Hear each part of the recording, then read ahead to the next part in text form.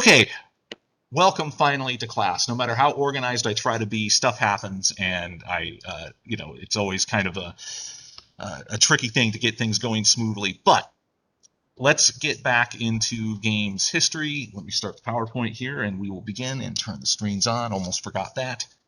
Okay, there we go. Okay, so let's go back in time, not to 1889, but to the 1900s, the early 20th century. Actually, we're going to skip around a little bit from kind of the early 20th century all the way to like the 1950s, because there's a lot that happens here, but we can't cover it all in great detail with the amount of time that we have in this class for game history. So it's kind of a bigger chunk of time, but a really cool chunk of time. So we asked before, all right, if you can be a gamer in 1889, and if you remember, my answer was, well, maybe, because you have all of these societal things that weren't in place yet: 40-hour work week, weekends, disposable income, a middle class. All this stuff had to be developed first before you could be a gamer, maybe in the sense that we think people play games, they entertain themselves, but this idea of creating technology for the purpose of amusement is really that's something that comes out of the Industrial Revolution. So moving on to the 20th century, the answer is, yeah, you kind of can actually now, because we have finally at last the first arcades, which were called penny arcades. So what were these? If we think about something from the last games history lecture, the World's Fair of 1893 in Chicago, we had the Fair Midway, right, which is just a strip of land where you had all of these carnival amusements, right? And we still have these now. If you go up to Indiana Beach, 45 minutes north of here, I have a season pass. I think it's an utterly charming little amusement park. I do recommend it.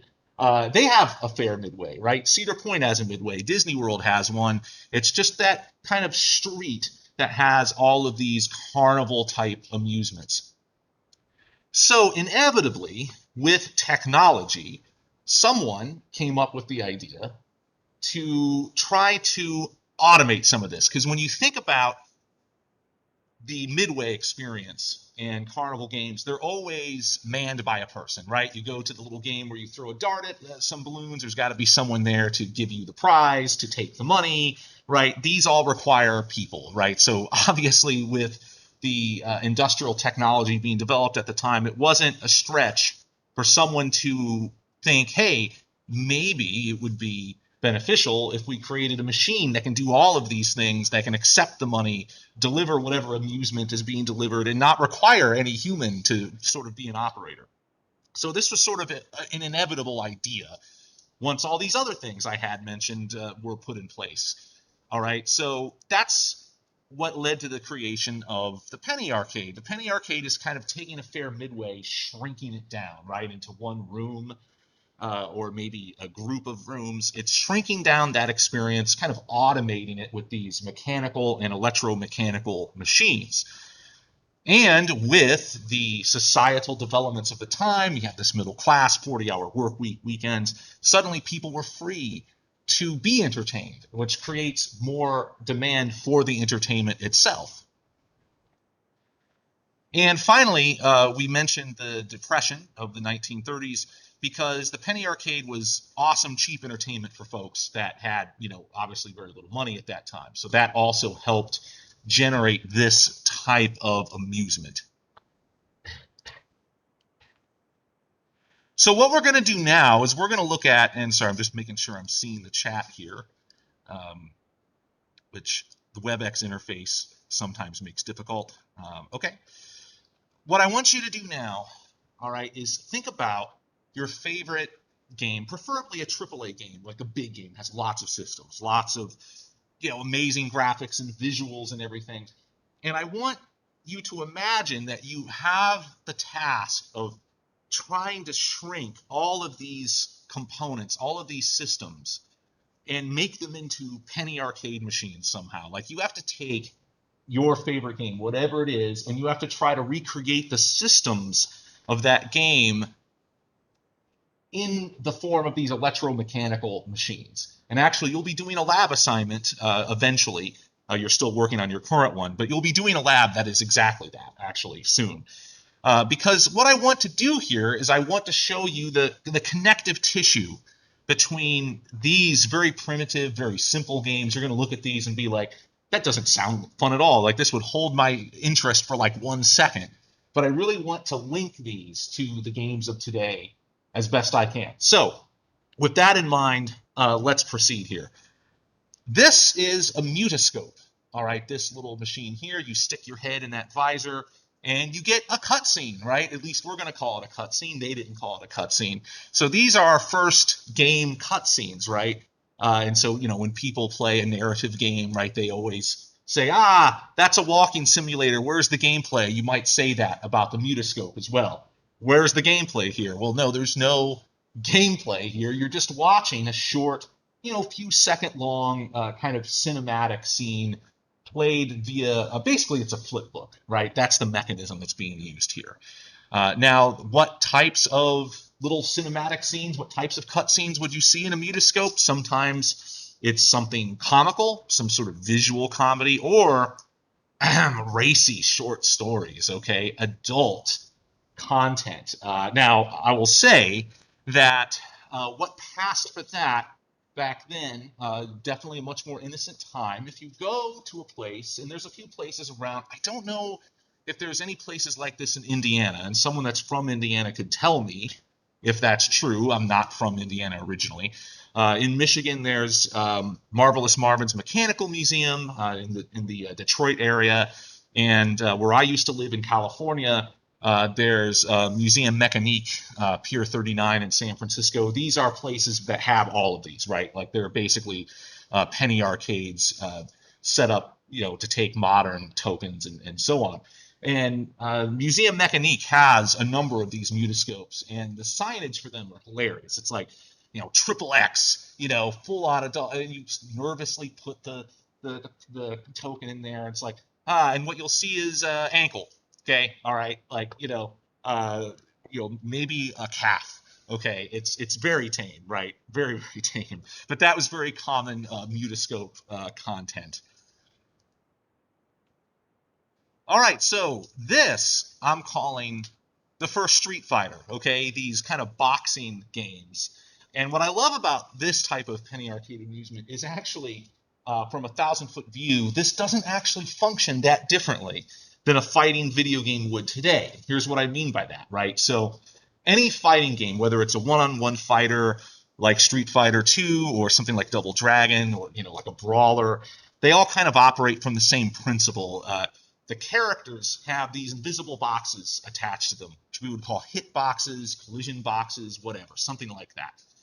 All right, and that is what's detecting the punches and kicks or whatever. So, in Street Fighter, when you execute a kick, the foot of the character is going to have some kind of collision detection, as does the body of the character you're kicking at, right? And it's these invisible boxes.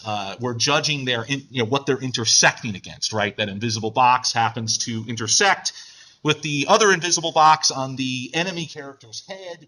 We get a collision detection event from that, and presto, we can do things. We can decrease the health of the enemy character, or if they're in a blocking state, we can not do that, whatever, right? That's how fighting games work from like a 1,000-foot view. It's just a bunch of invisible boxes attached to the character's body. This works in a very similar way, actually. Instead of invisible boxes, though, it's a pin on the boxer's neck. And that's essentially detecting collision. Same idea, right? Except in this case, it's the physical metal fist of the boxer. If it hits that pin on the neck, it causes the mechanism to make the other boxer fall down, right? You hit the pin, the boxer falls down. But again, from a broad view, it's actually the same idea. A collision occurs and an event takes place because of that collision. Now, what's interesting is I believe what the computer helps us do here versus what this penny arcade amusement would be like. With these mechanical things, you tend to get very binary results. You hit the pin, boxer goes down, you win. There's no sense of a health bar, right? That's going to be very difficult to do in an electromechanical context like this. You would have to construct ever larger machines, lots more just machinery, versus, again, the great thing about the computer that we'll discover is that we don't have to build lots and lots of discrete physical components to make that happen. But again, from a broad perspective, it doesn't work really any differently than our modern games work. Okay, so I'm calling this the real life NPC here, right? So again, in a game, you walk up to a non-player character to get some dialogue, get some story. Well, we have that in the Penny Arcade as well. We have the fortune teller machine, right? There's a famous movie, early Tom Hanks movie, Big, that's centered around, one of these. All right, so these work in a very simple way. Go up to them, you drop your penny in there, or whatever modern currency, whatever the price would be now. And on the fancier ones, there's kind of different levels of complexity with these, but the fancier ones, there's probably some animatronic stuff that happens. The little guy in there moves around, maybe the mouth moves. Again, depends on how fancy the machine is. And then what you get is a little card that has a fortune that I'm sure is completely accurate. Right. So again, I compare this to a game NPC, right? Because you walk up to a character in an RPG or an open world game or whatever, you press a button, they deliver a response to you. That's basically what's happening here, right? Is that exact kind of thing. Now, again, it's fascinating to look at the level of complexity that some of these have. There's one that a museum in Montana has that would actually use a phonograph record inside to play a verbal response. So sometimes these things can be really clever. Yes, that's right. And there is one of these at Main Street Amusements in Lafayette. They have one of these there, and there's even companies that make the cards now. So it's like, when you get the card, it's like new. It's not like a card from 1930 or whatever. So if you're curious, yeah, go to Main Street Amusements. They have a lot of cool stuff there, actually, in Main Street Lafayette. All right. Is this the first-person shooter? Well, let's take a look at these. Okay, so one thing that we see right away is from the very moment we're starting to use technology to build entertainment, we're going to start building things with guns that can shoot stuff, okay? It's just whether or not you like that or hate that or whatever, it's just a thing, right?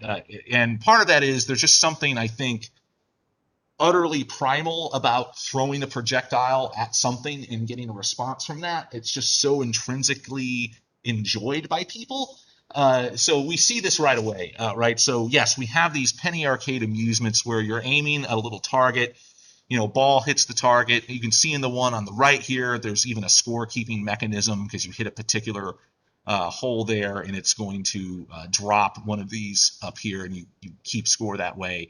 Some of these you win a gumball. If you hit the target, a little gumball rolls out, right? So that's kind of clever.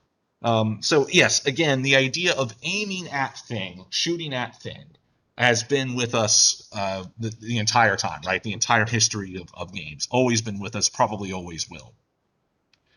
All right, so if any of you have ever played a dating simulator game, okay, this would be our equivalent to that. I am interesting audience reaction. I dig it. I like that. Right. So yes, these were very popular penny arcade amusements.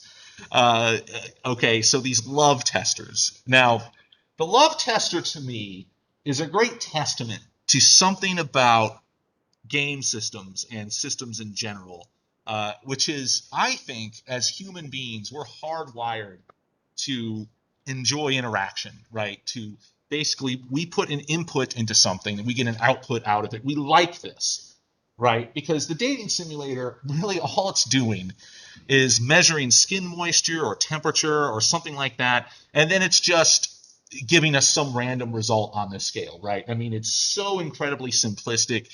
I don't think anyone at the time took it seriously, right? It's, but there's something about giving it that input, getting an output from the machine that we just find entertaining. I think that's important to remember for game design, right? Because so many game systems are like this. You make some kind of input, you get an output back, and depending on how that output is dressed up, right, that really, I think, influences the amount of enjoyment here.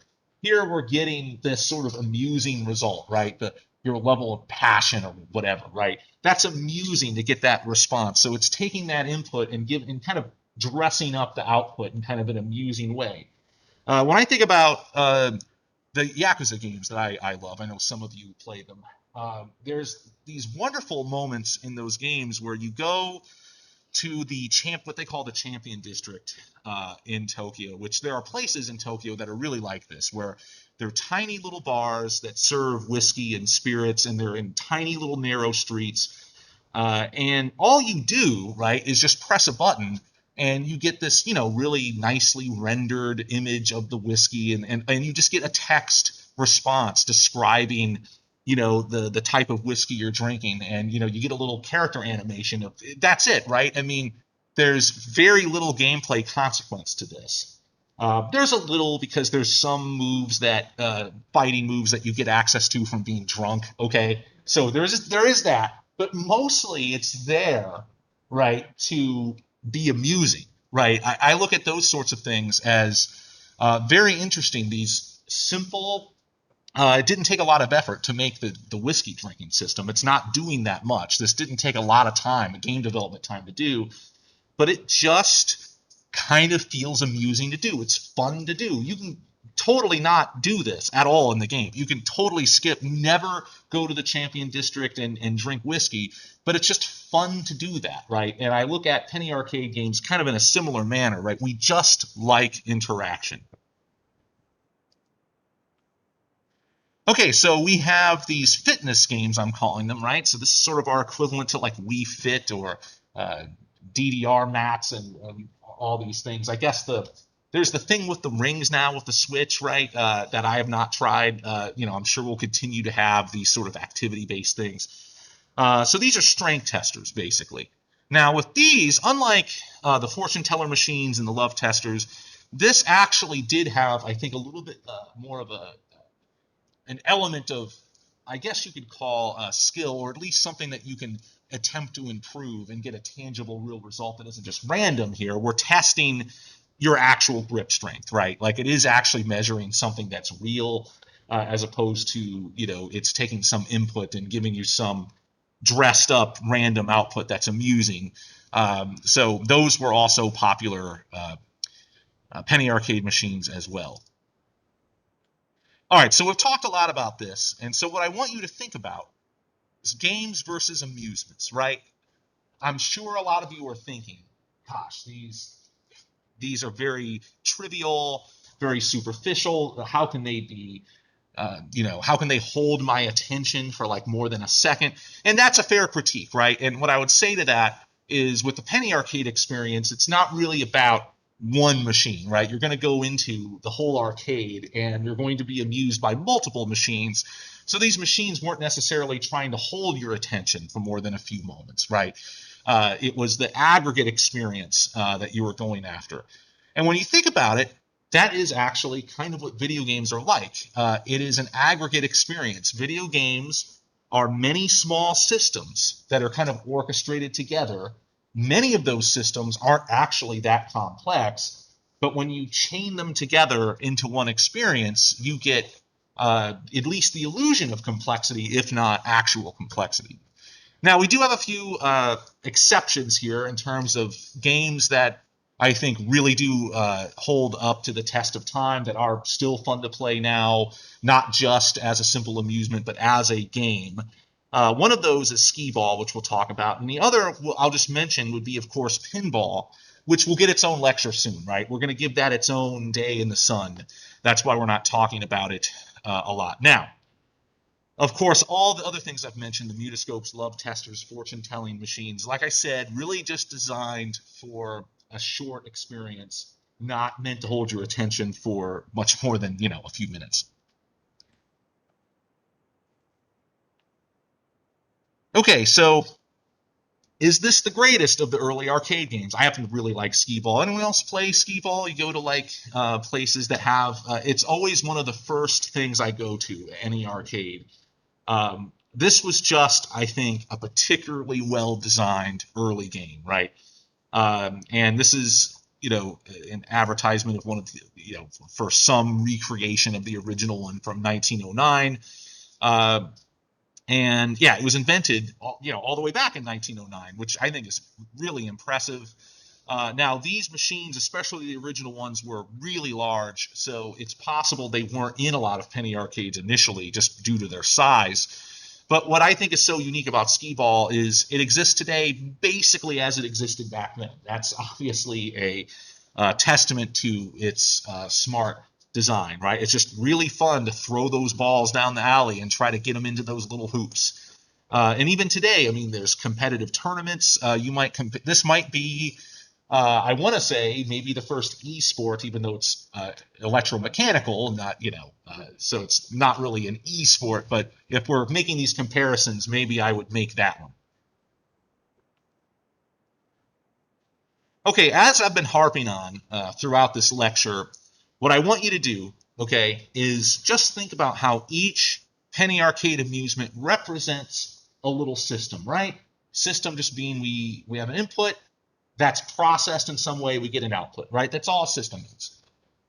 And like I've said before in this lecture, humans seem to like this. We like putting an input into something and getting an output back out. We just seem to like that, right? Even if it's very trivial, even if it's very simple, right? It doesn't take much to amuse us, as it turns out. Because I seriously doubt that someone in 1912, 1917 actually believed that Zoltan was, giving you really good life advice. Okay, I don't think so. I'm pretty sure they were simply amused by it. I'm pretty sure that no one thought their level of passion could be determined by a measure of your hand moisture. Okay, like I really don't think people took love testers seriously. They were amused by them. And the idea here is that there's this issue of gestalt. Okay, I love that word. It just means roughly sum being greater than the parts. Okay, and that's what you see, I think, with penny arcade amusements. The sum is greater. The overall experience when you go to a penny arcade, if you're in the right mood for it, is more fun than you would think it would be, right? That's gestalt. And gestalt is important in games because a lot of the best games are like this, where if you break down their individual components, it wouldn't seem to be that fun, but the actual overall experience is. A good anecdote that just popped into my mind just now about that is I remember when I was at Cold Iron talking to the chief technical officer there, one of the company founders, and chief technical officers tend to love to reduce things to the simplest form. It's an engineer's mindset, right? And I remember him saying once that, well, all that's really happening in a shooter is you're just, aiming a reticle at a pixel, right, and clicking it, right?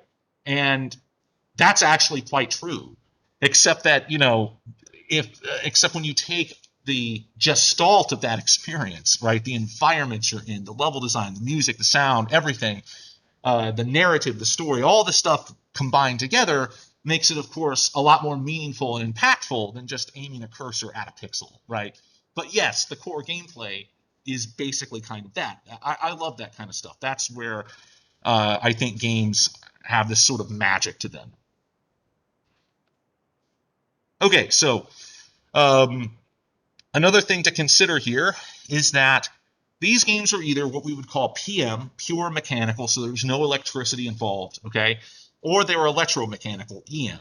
Now, in either case, these games had to be fairly large by the standards that we would think of today in terms of technology, because to have something be mechanical needs mechanical parts, and mechanical parts require size. One of the miracles that I think we take for granted with computer technology is the great shrinking of everything. Right? You can build a love tester in Unreal or Unity. In fact, those of you that are games majors that are in 245, you probably already have the knowledge to do that now. I don't know how far Bromley has taken you in your Unreal lessons at this point, but if you're not there, you're going to be real close to be there to do simple things like that. So in minutes, you can make a digital version of a love tester and deploy it to a smartwatch, right? So the shrinking of things is something I want you to appreciate and what that makes possible.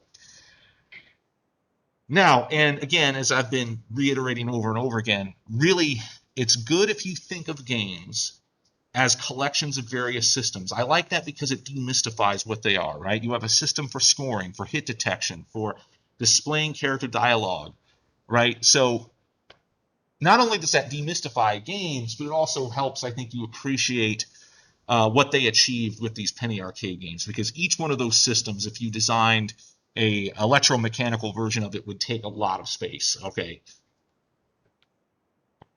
All right, so what about that Japanese company that we introduced in the last Games History lecture, that 1889 company, of course, Nintendo? What were they doing in the early 20th century during all of this? Not a lot. They were making Hanafuda cards. Remember, that's how they got started. So they were quite successful. But by the 1960s, they started to diversify. Okay, they started to want to get into other markets. There's some really interesting stories about like some bizarre things they got into that you could read about. But one of the things that they landed on was a love tester, a home love tester. It was actually one of their first exported gadgets, because you can see here, this is a Nintendo product, but you don't see Nintendo anywhere. This was their kind of English version of this that they exported. And who made the love tester? Well, this gentleman here, Gunpei Yokoi, we're going to be talking about him quite a bit in future lectures. One of the great engineers at Nintendo, but I feel like the love tester story is very amusing to me. He claims that he invented this to get girls to hold his hand, because that was the conceit behind the Nintendo love tester, that like each person would grab one of those sensors there, and he would measure that. So that's kind of how their home love tester product worked.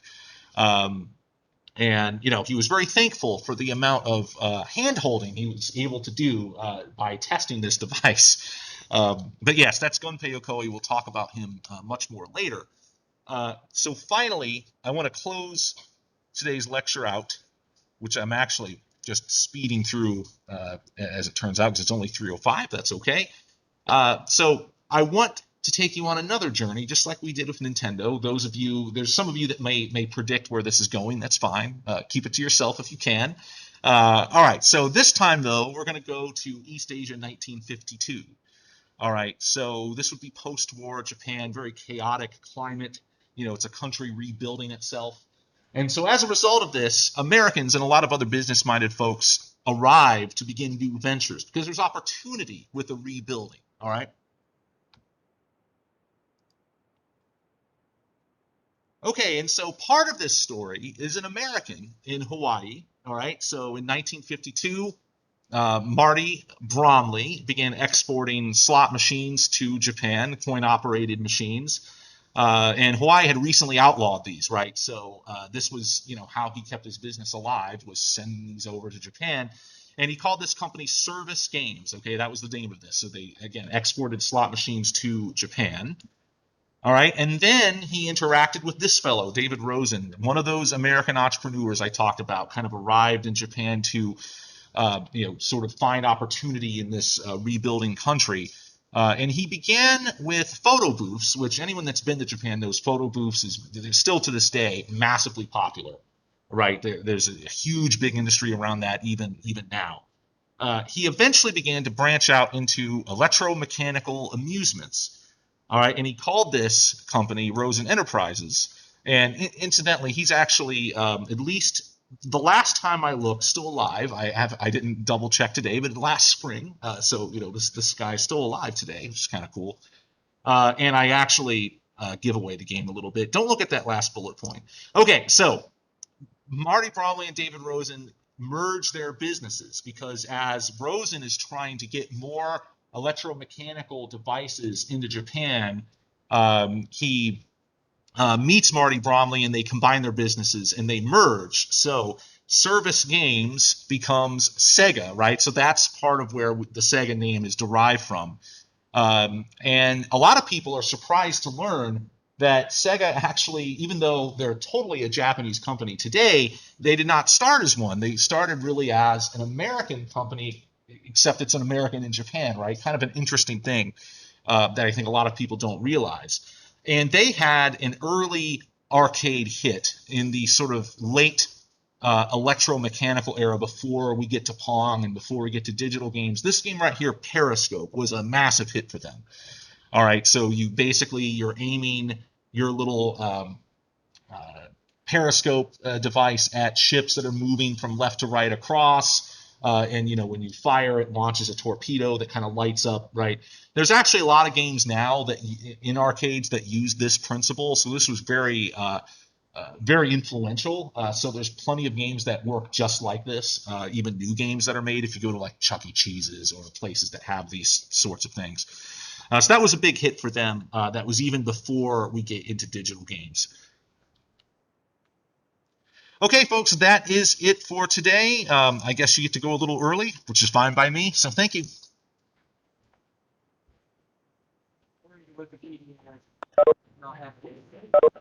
What's that? Okay, so he is. That's good.